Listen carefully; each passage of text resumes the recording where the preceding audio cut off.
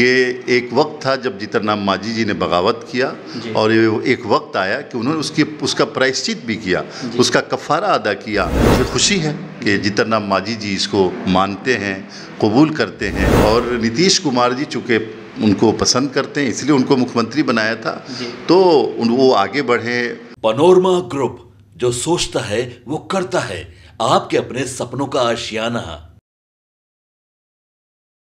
नमस्कार, भारत लाइव देख रहे हैं आप, मैं वेद सिंह।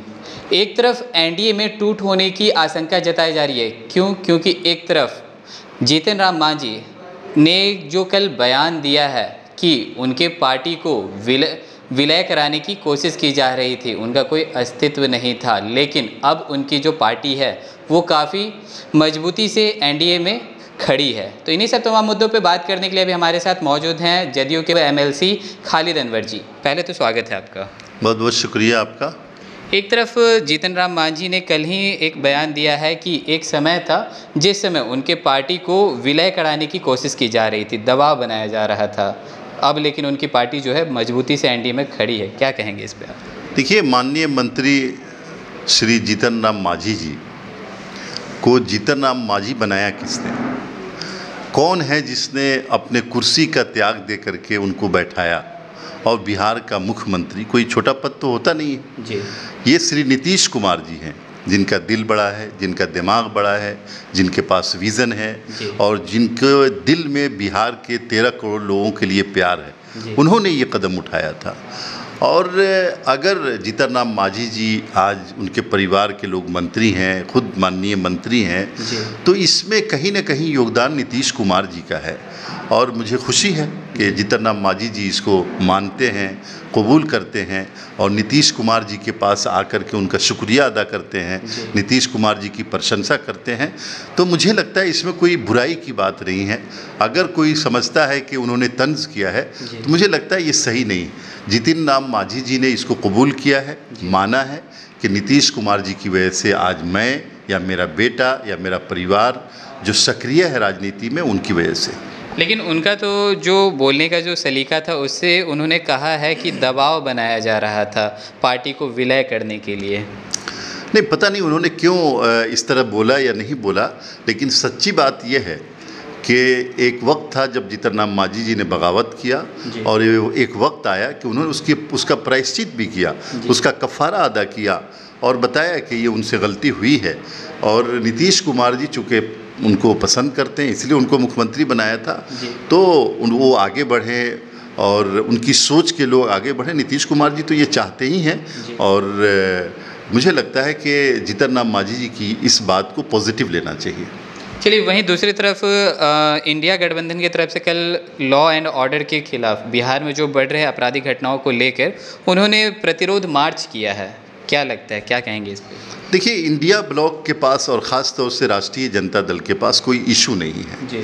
उनको लोकसभा इलेक्शन में बिहार की पब्लिक ने बता दिया कि आप करप्ट हैं, आप स्टेट की दौलत चोरी करते हैं, आप जनता के विश्वास को विश्वासघात करते हैं और जनता आपके साथ नहीं।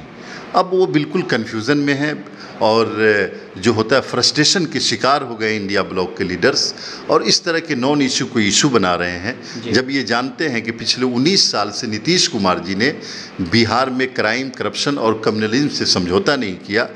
ये नीतीश कुमार हैं जिन्होंने 70,000 क्रिमिनल्स को जेल में डाला, उनको सजाएं दी गई और ये राष्ट्रीय जनता दल की लीडरशिप है जो अपने आवास में क्रिमिनल्स को रखती थी, किडनैपर्स को रखती थी और उनको संरक्षण देने का काम करती थी।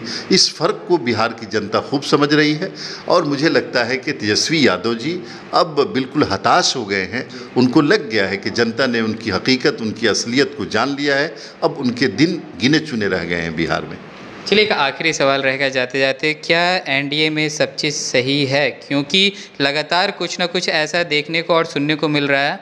एक तरफ कलाधार मंडल जो कि रुपौली से इस बार चुनाव लड़े थे, जदयू के प्रत्याशी थे, उन्होंने साफ तौर पर कहा है, हारने की वजह उन्होंने बताई है कि सहयोगी दल का उनको समर्थन नहीं मिला। क्या लगता है? देखिए, जनता दल यूनाइटेड की जहाँ तक बात है, हमारे नेता नीतीश कुमार की बात है। हमारे नेता नीतीश कुमार 13 करोड़ बिहारियों के लिए सोचते हैं, देश की रक्षा और सुरक्षा के लिए सोचते हैं। हम लोग हम लोगों का ये कमिटमेंट है और हम कमिटेड हैं इस बात के लिए कि एनडीए मजबूत रहे, देश मजबूत रहे और बिहार तरक्की करे, बिहार आगे बढ़े और हम लोग मजबूती के साथ एकजुट हैं। चलिए, तो जैसा कि भी आपने सुना है कि हमारे साथ मौजूद थे जदयू के एमएलसी खालिद अनवर जी। इनका कहना था कि जो अभी बात जो चल रही है बिहार के सियासत गलियारों में कि एनडीए में टूट होने की आशंका है, इस पर इन्होंने कहा है कि ऐसा कोई बात नहीं है। जो भी अभी जो इस तरह की बात चल रही है सब झूठी है और सब एक साथ मिलके 2025 के विधानसभा चुनाव को लेकर आगे बढ़ रहे हैं और तैयारियों में जुटे हुए हैं। तो और भी ऐसे तमाम खबरों के साथ अपडेट के लिए बने रहें भारत लाइव के साथ और अपनी प्रतिक्रिया को हमारे कमेंट बॉक्स में ज़रूर साझा करें। धन्यवाद। पनोरमा ग्रुप, जो सोचता है वो करता है। अगर ये वीडियो पसंद आई और वह बिहार के राजनीति और बिहारियत से सरोकार रखेनी तो सब्सक्राइब बटन दबा के चैनल के सब्सक्राइब कर ली। ओजे एगो घंटी बा, ओकरा बटन दबा देला से कुल सटीक और मारक खबर रुआ मुफ्त में मिल जाई। अगर रुआ पत्रकारिता के हमनी के नया प्रयोग में सहयोग कर चाहतानी तो ज्वाइन बटन दबा दी। पेटीएम नंबर नोट कर ली 9386816700। धन्यवाद।